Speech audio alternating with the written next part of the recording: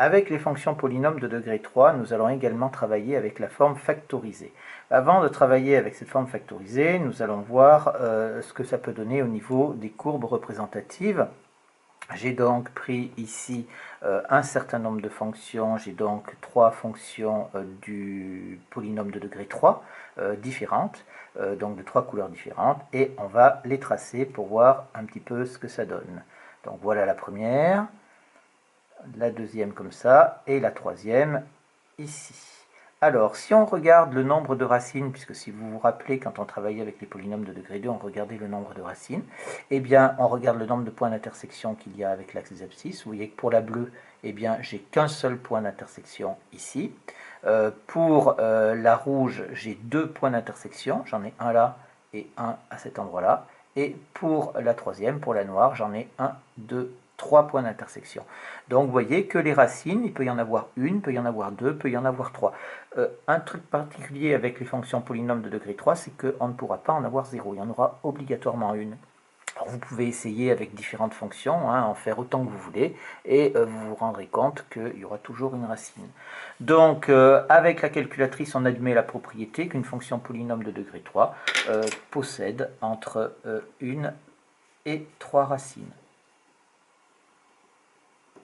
Et ensuite, eh bien, de la même façon, on procède par analogie avec les polynômes de degré 2, eh bien, elle va une fonction polynôme de degré 3 qui possède 3 racines, eh bien, on va pouvoir la factoriser en mettant x-x1, x-x2, x-x3 en facteur, et on conserve le a qui est ici devant, qui correspond à ce qu'il y a devant x au cube.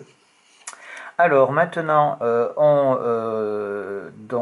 ce type de factorisation, là, ça marche pour les polynômes de degré 3, je mets juste une remarque que ça pourrait marcher pour n'importe quel autre polynôme de degré 4, 5, 6, etc. L'allure de la courbe, alors pour l'allure de la courbe représentative, j'en ai pris ici également. Donc voilà deux fonctions sous la forme factorisée. J'en ai pris une avec le coefficient a qui est positif et une avec le coefficient a qui est négatif. Donc celle qui est avec le coefficient positif, elle est en bleu. Celle qui est avec le coefficient négatif, elle est en rouge. Donc si je veux les tracer, voilà. Donc vous voyez que la bleue, elle va être comme ceci. Elle va partir donc d'en bas pour terminer en haut, alors que la rouge, elle va faire l'inverse, elle va partir du haut pour arriver en bas. Et puis ça fait une sorte de S comme ça. Voilà. Voilà comment est-ce qu'on va obtenir. Donc quand A est positif, donc on va partir du bas pour finir vers le haut. Et quand A est négatif, on va finir vers le bas. Donc on fait notre S comme ça. Donc ces fonctions polynômes, bien entendu, il y a une chose qui est importante, c'est que quand on les factorise comme ça, x moins x1, facteur de x moins x2, facteur de x moins x3, on peut bien sûr avoir x1 qui est égal à x2, voire même x1 qui est égal à x2, qui est égal à x3. Et donc comme ça, on obtiendra une racine, ou deux racines, ou trois racines. Voilà. Et les fonctions polynômes de degré 3, elles sont parfois, alors parfois parce qu'il n'y a pas que ces fonctions-là, utilisées pour les raccordements de lignes de TGV. C'est quelque chose qui donne des courbes qui sont assez douces et donc qui permettent de conserver la vitesse des trains. Les exercices, on va vous demander d'étudier le signe d'une fonction polynôme de degré 3. Alors là, c'est quelque chose de très simple.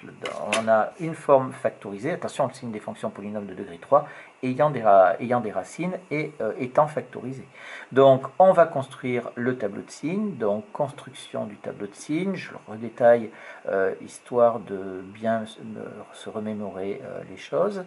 Le signe, donc on a trois facteurs ici, je vais avoir donc x-2 est égal à 0, x plus 1 est égal à 0, x plus 7 est égal à 0, c'est ce qui va me donner les racines d'ailleurs, ça nous fait donc ici x égale 2, ici x égale moins 1, et ici x égale 7.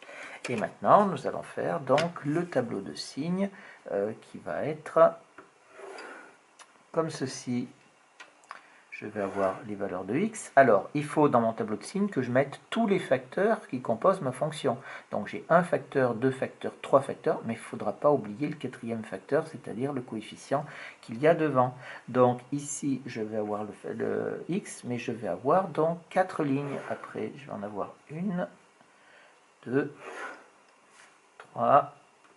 Alors, 4 pour chacun de mes facteurs, et j'en aurai un cinquième pour le signe de la fonction au final. Donc ici, je vais avoir tout ça. J'espère que ce sera assez grand, ça devrait aller. Alors je reprends un petit peu. J'ai donc x qui va toujours de moins l'infini à plus l'infini. Et je mets tous mes facteurs. Donc j'ai moins 3, j'ai x moins 2, je vais avoir x plus 1, je vais avoir x plus 7. Et là, je vais avoir donc f de x. Alors, on met les trois racines qui interviennent dans l'ordre de la plus petite au plus grande. Donc, ça part de moins 1. Ensuite, on a 2. Ensuite, on a 7. Moins 1, c'est donc ce qui va annuler ici x plus 1. Et on va le retrouver, bien entendu, c'est une racine ici. Pour 2, eh bien, ça annule x plus 2 qui est donc là. Et je vais avoir une racine. Et enfin, 7, ça annule ici. Et là également. Donc voilà pour ces racines. Maintenant on met des signes. Moins 3, il est tout seul, il n'y a pas de x, donc c'est un nombre qui est négatif. Donc ici on a des moins partout. X moins 2, c'est une fonction affine qui est croissante. Ce qu'il y a devant x, c'est 1. Donc on a une fonction qui est croissante, donc qui va du bas vers le haut, donc qui passe du négatif au positif en basculant au niveau du 0. Même chose pour x plus 1. On va avoir donc, et même chose pour x plus 7 aussi. C'est l'avantage de cette forme factorisée, c'est qu'on a trois fonctions affines dans notre tableau de signes qui sont toutes les trois croissantes.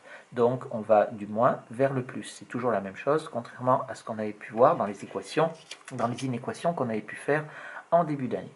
Donc maintenant, eh bien, on applique la règle des signes. Là, j'ai 1, 2, 3, 4 moins, donc je peux les regrouper par 2. Il y en a un nombre pair, donc ça va me faire plus. Là, ici, j'ai un nombre impair de signe moins, ça fait moins. Là, j'ai un nombre pair de signe moins, ça me fait donc plus. Et ici, ça me fait moins. Voilà donc comment est-ce qu'on étudie le signe d'une fonction polynôme de degré 3 factorisée sous cette forme-là.